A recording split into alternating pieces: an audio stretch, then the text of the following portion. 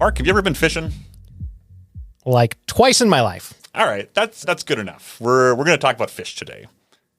Great. Have you ever seen a bass? Honestly, in real life, I'm not sure that I have. Have you ever seen Billy the Bass on the wall? Yes, a big Billy the Bass fan. How big you think Billy the Bass is? 13 inches? Okay. Weight, what do you think? I don't know, they're like 3 pounds, something like that. I don't know. Probably. How big do you think the biggest bass ever caught was? All right, well, if we're talking in terms of Billy the Bass, let's say it's like 3 Billy the Basses. I don't know, we'll round up 10 pounds. Twice that. 22.5 pounds. Wow. It was caught by a guy in, of all places, Japan. Is that surprising? Are bass are not native to Japan. They were stocked there for recreational purposes, and one managed to grow into the largest bass ever caught. Wow. And when was this? This was in 2009. 2009. Yeah. It's a record that stood now for 14 years. The question, though, is, Mark, do you believe it? Well, fishermen, notorious liars, I think. So, I mean, how could you even prove it?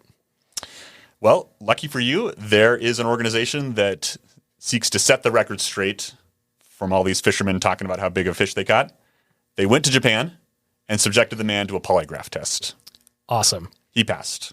Excellent. 22.5 pounds as proven by a lie detector test. Great. I'm glad this is, we've got top men out there to make sure that our fishermen are on the up and up.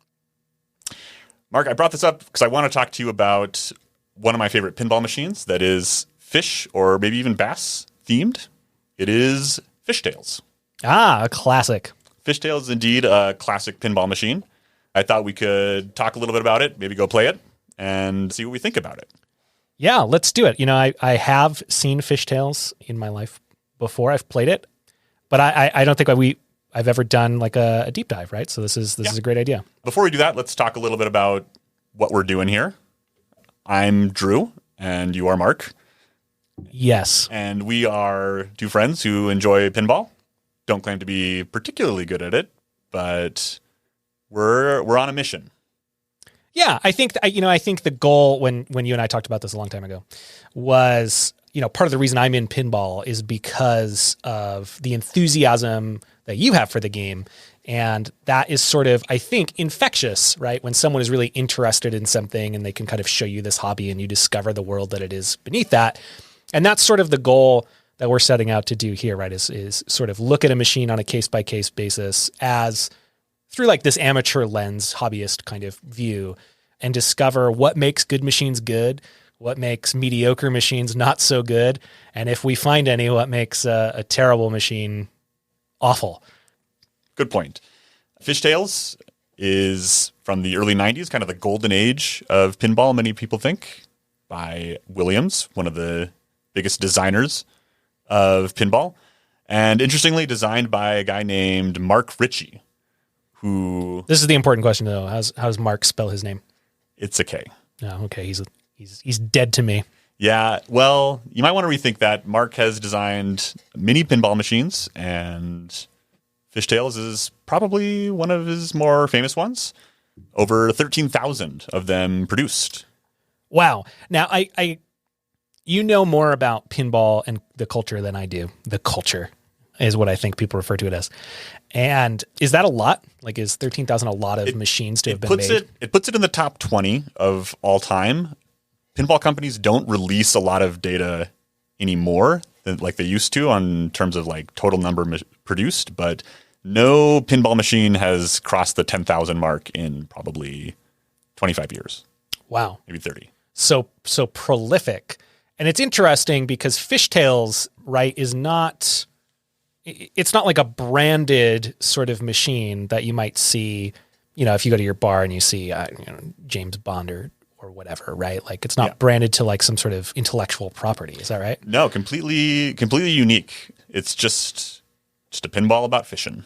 And I think you'll find that's kind of true of a lot of older machines, is that they tend to have unique, themes and branding that are not tied to a movie or a TV show.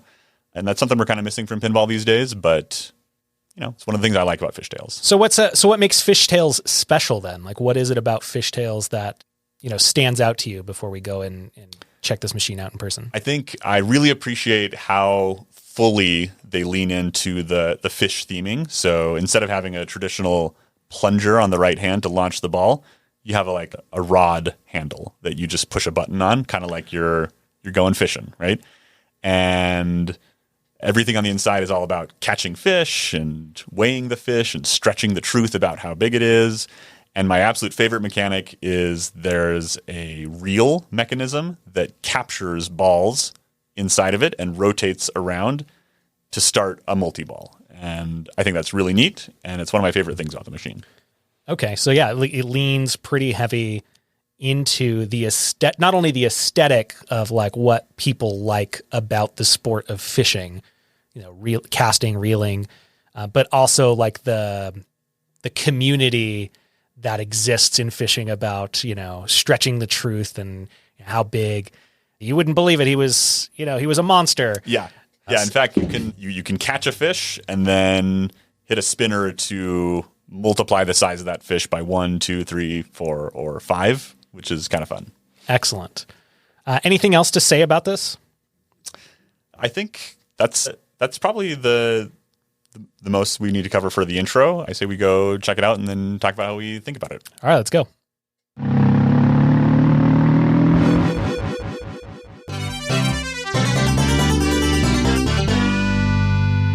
All right, so we're back. It was a good time. Full disclosure, I've played Fishtails before, but I've never, this is our first time going through playing pinball machines, I think, and having sort of a critical eye on like what makes something interesting or unique or like would draw a player back. So I think it was really kind of fun to think about Fishtails in that way. Yeah, I think it's especially helpful to kind of think about Fishtails in a structured way. And what we did is we went and looked through in 3 categories, kind of the game design of the machine, the theming of the machine, and then kind of an overall fun score of the machine. I think that really helped me kind of look at the machine through a different angle and kind of think about those things and how they work together. Yeah, and what I liked about thinking about it in that way too is since we're amateurs, right? Like, I don't profess to be good at pinball, right, but I sure do like it. Yeah. And so I think it's a good way that, someone that maybe is listening to this podcast could think about and say, oh, I've never really given pinball like a fair shake. Like I've just sort of whacked the ball around. Like, maybe this gives people an idea on like things that stand out and, would make it worth their time. Yeah. I think it gives you something to look for when you're playing a machine out in the wild. So with that, in the wild, that's a great way to say it. Also, I think it's important to mention at the end of the analysis of our sort of, we had a couple of games to kind of play and take down our notes, but then importantly, Drew and I had a head-to-head battle, best of 3 game. And I'm not going to get ahead of myself or anything, but stay tuned on how that went. All right. Let's get into it then. Let's talk about the game design first of Fishtail. I think we touched on the theming a little bit, but in addition to the fish theming, there's some actually pretty interesting design elements in Fishtails. My favorite of them is the port and starboard speedboat shots. Is that what they're called? I mean, port and starboard are definitely boating terms, but right. Like I am no sailor in the same way that I am no fisherman. So sure, that's what we'll call them. There is definitely a speedboat kind of peeking out of the water, right? At like a 45-degree angle almost. Yeah, something like that. Yeah. Probably so right smack in the middle of the play field, there are these 2 kind of intersecting ramps, and you can get into kind of a fun loop where you shoot the ramp on the left and it kicks it right back to the right flipper, and you shoot the one on the right and it kicks it to the left flipper. I think that's right. Yeah. Yeah. And what was, I don't know if you had this happen in your playthroughs, but if you don't have the power to go all the way around the boat, there is like a weird catch that like sends it back down like a different ramp. That I can't quite figure out how to describe that, but like, it's interesting to me that they thought about this mechanic of like, it's not just going to always shoot down the same way that it came up the boat. Like there's like a little bit of like you get up to the top and then it kicks back down. Yeah. I think I like that. It's really neat because there's that intersecting part where it can either keep going the intended way to the other side of the machine, or it'll fall back down onto the flippers if you didn't have enough speed. Anyway, I think that's my favorite part of the machine because you can get into this just really satisfying loop of back and forth hitting both of them. which is it's a pretty accessible shot. It's not too hard and very fun, very satisfying, I thought. Yeah, and one thing that is really ultra satisfying about that is if you get in that rhythm of going up, you go up the left side of the boat and then you come back and then you go up the right side of the boat and then you do that enough times. Each one of those is lighting a small fish on that like rope that's above the 4 main fish on the playfield. Mm-hmm. And at the end, it unlocks this like monster, like we mentioned a monster fish back when we recorded this before we left. And it was interesting to me that like it rewards you at like if you hit all of those loops and you light all those fish, like suddenly you have to hit one of the spinners or one of the outside loop shots to get like score big points on a monster fish, which I think like is fun. That leans into this idea of fishtails. And yeah, I think another thing I thought about with the gameplay was that there seems to be a lack of modes in Fishtails compared to a lot of other machines. So let's talk a little bit about modes. How would you describe a mode in pinball? Yeah, so I almost think about it from like a gamer perspective, like you might on PC or console or something, right? Like each mode is sort of a different mini game or like a level that you're trying to unlock, and usually successful completion of a mode, I think, results in either awarding big points or unlocks like a multi-ball. Those are the way that I usually sort of think about modes. They give you objectives, and then you have to hit unique shots to complete them. Right. I think that's the most important part, is that it gives you kind of a unique objective for a short part of the game. So until you complete these objectives, that's your new mission. In Fishtails, I didn't really pick up on that as much.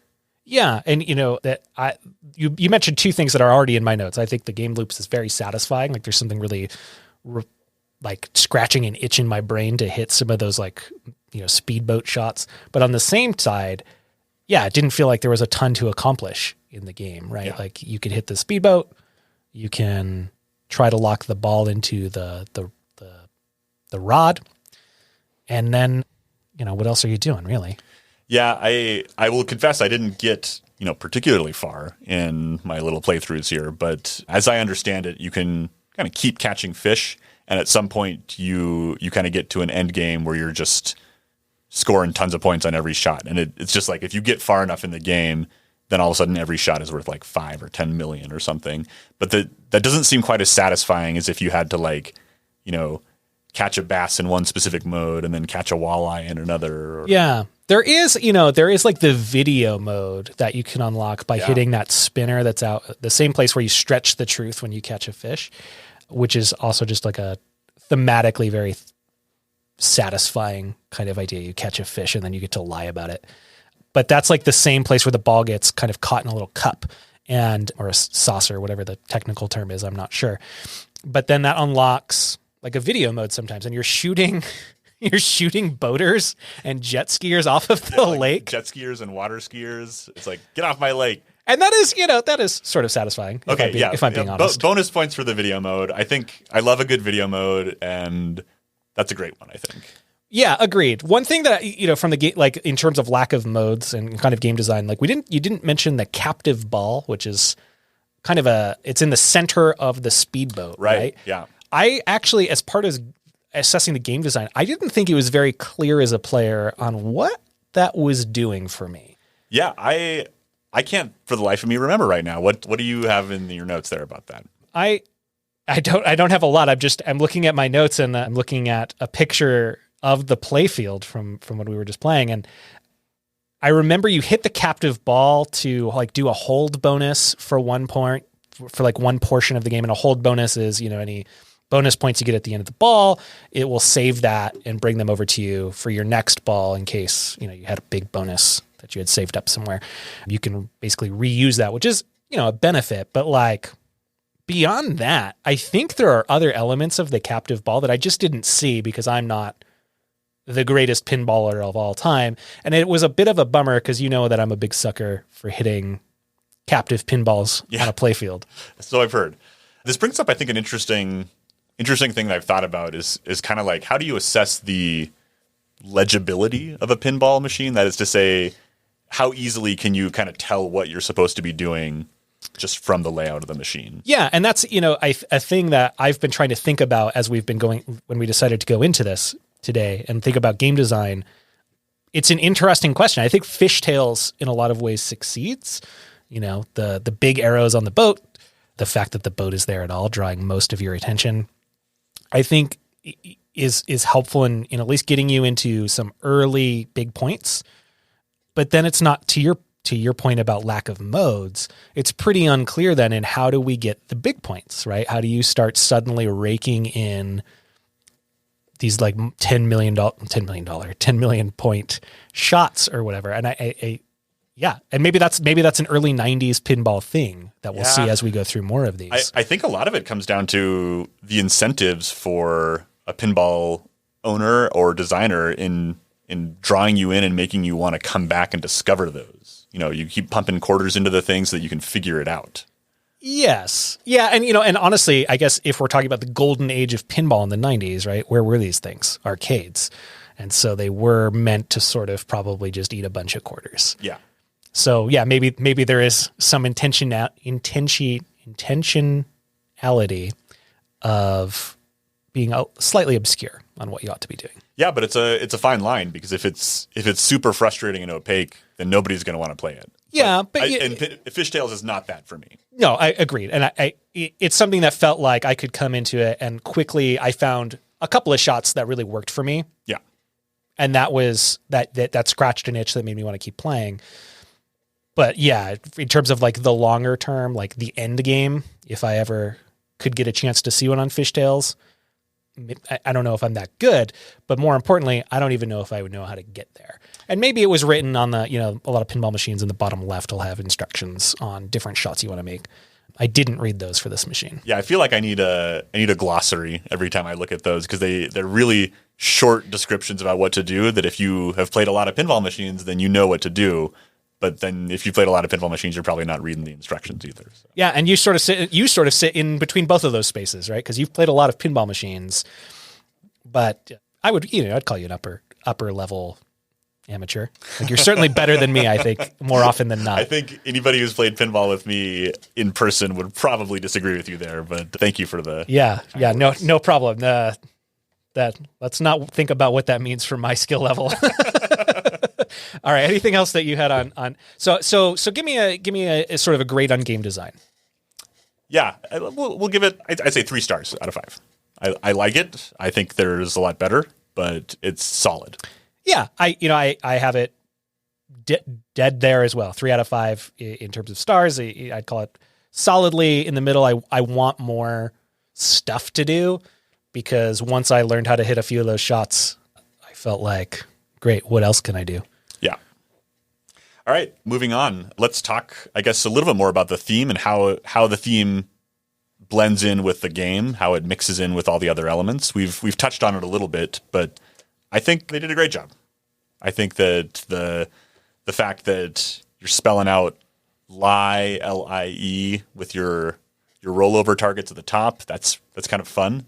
Yeah, and that's the thing that increases your multiplier, right? Yeah. Yeah, it's cute. And it's also sort of interesting about lie too, is it's on the back, like the backboard of the play field, instead of, presumably because you can't really see that part of the play area very well with your eyes, which is kind of unique to that machine, by the way. Yeah, it's a good point. I think that was more common in older machines, having the like indicator lights on like the back wall versus on the play field. Yeah, and also it's a kind of a busy back play field there anyway, so there's really nowhere else to put it, I guess. But yeah, you bring up a good point.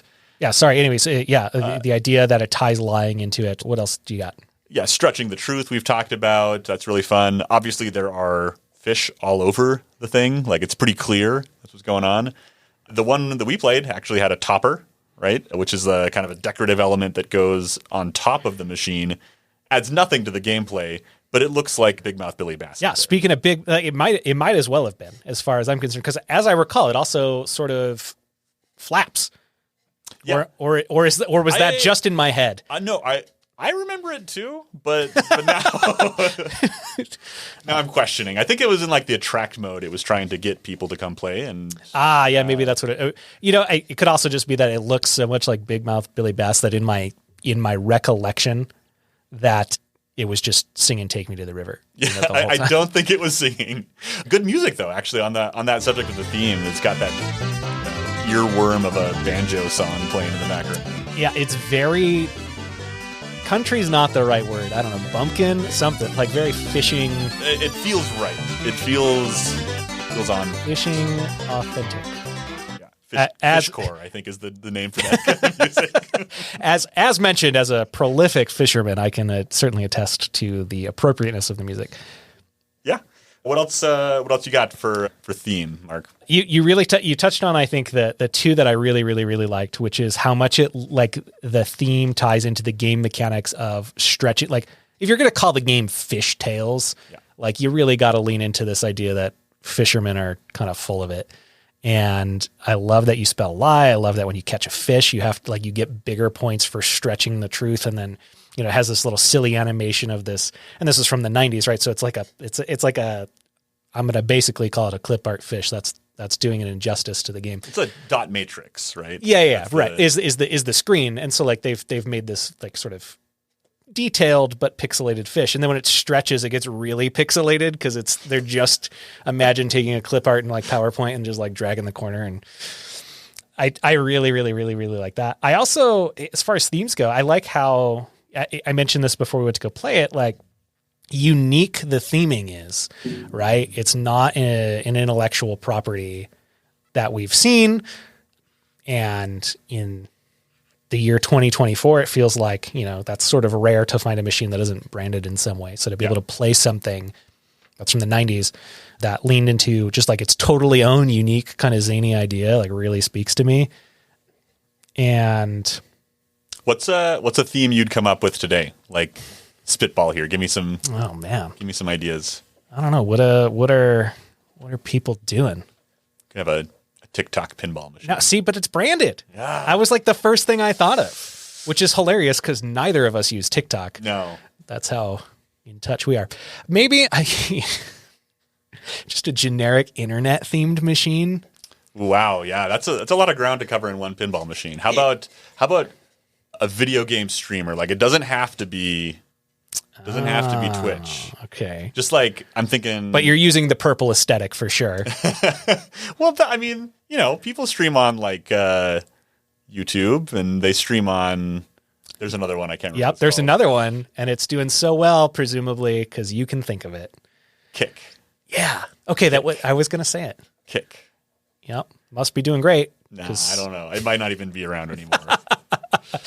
That would be interesting. I also thought like, I don't know, memes, but that sort of feels like IP, Yeah. I don't know. What about you? You got any original ideas kicking around in there? I think, how about a skiing themed one?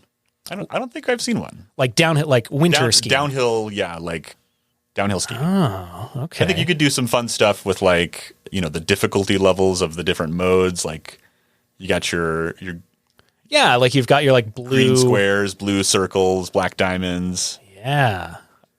You could have like a half pipe or something. Yeah. Yeah. Well, maybe that's more snowboarding themed, but sure.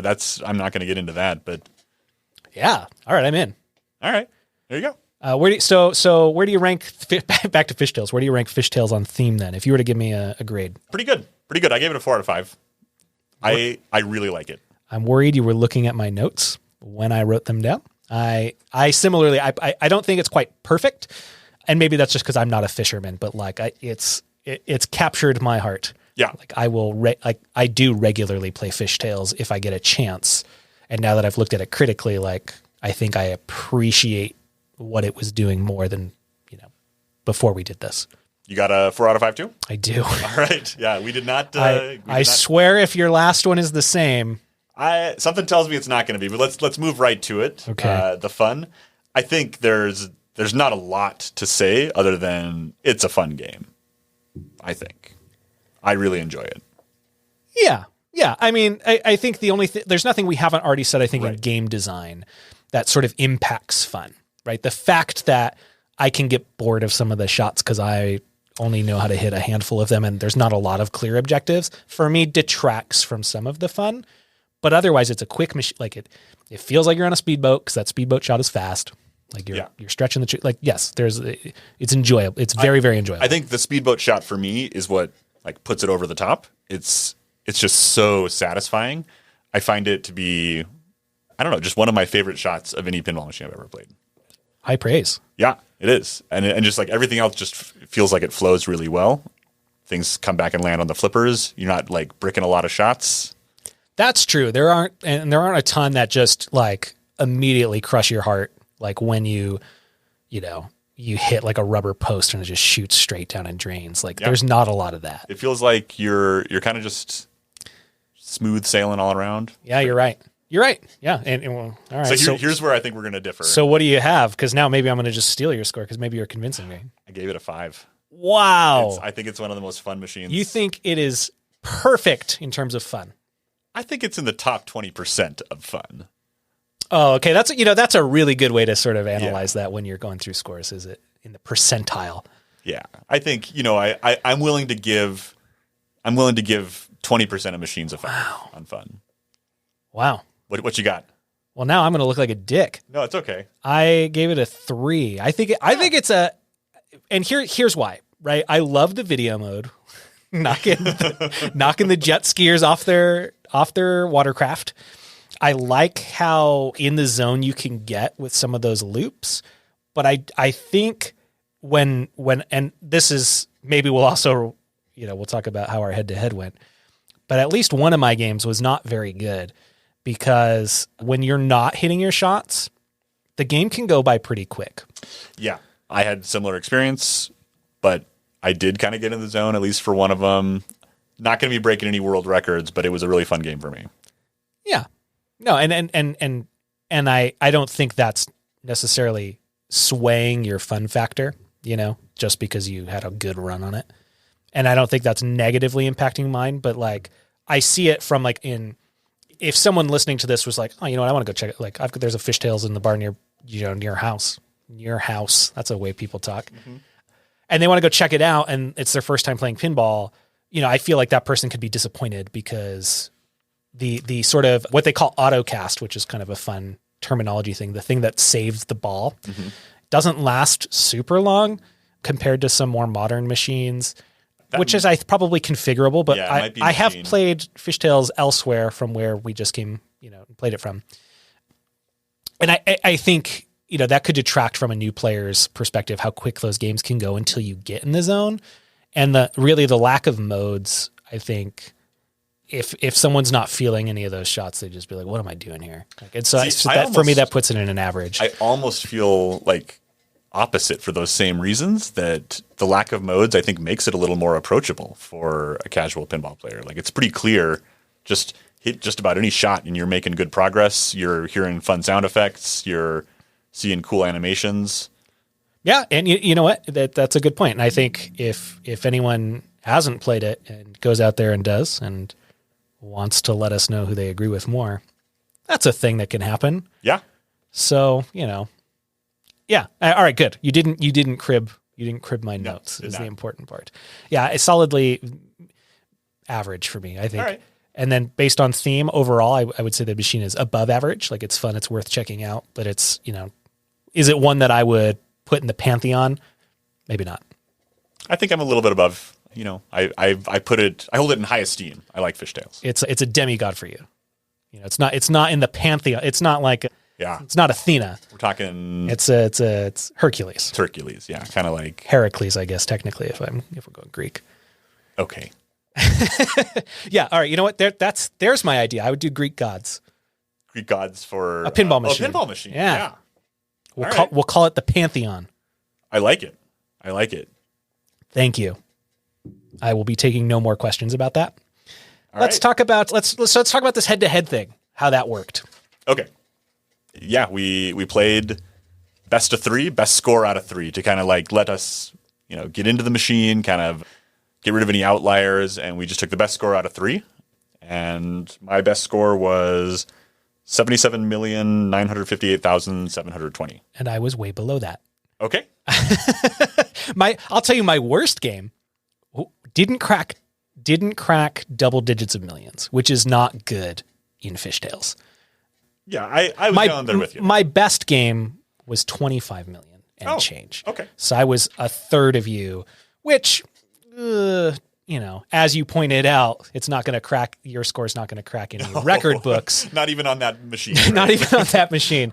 And yeah, that was a painful game for me. And I don't know. I think that if I had, access to a machine that I could play regularly, I could see myself, putting in more time and getting better at it and learning the rules better. But I was happy with the game I had. All right. What else is there to say about Fishtails, Drew? I think that about covers it up. So is it time for me to bring in the polygraph machine to make sure that your score is checked out? No comment.